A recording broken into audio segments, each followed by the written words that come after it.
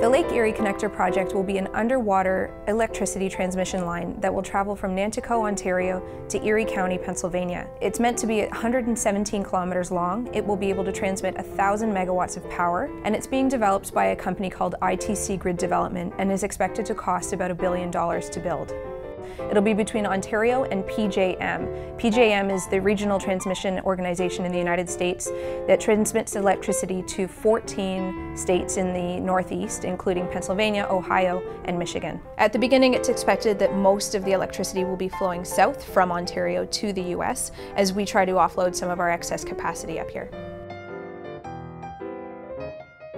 A report from the Ontario Society of Professional Engineers recently found that we're wasting 7.6 terawatt hours of clean energy in the province. That's equal to the energy needed to power 760,000 homes. Sometimes that power is not just wasted either. Sometimes we actually pay generators to not produce. It's not very efficient. We are able to sell that energy too. Sometimes we sell it to other provinces or US states, but it comes at a cost. Ontario has negotiated guaranteed rates with its power generators that if they export it elsewhere, they're paid market price for the power, and Ontario taxpayers make up the difference.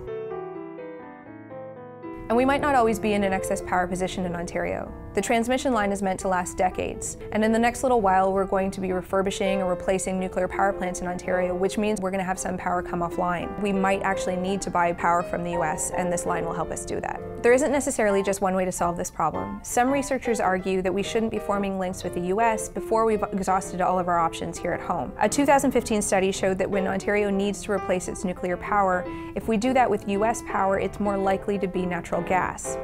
That could raise emissions in the province up to 60%. If, on the other hand, we did it with power from Quebec, which is more likely to be hydropower, it could be a cleaner, greener form of energy for the province.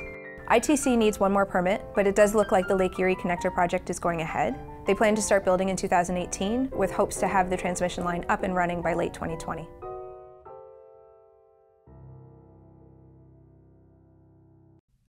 Help TVO create a better world through the power of learning. Visit TVO.org and make a tax-deductible donation today.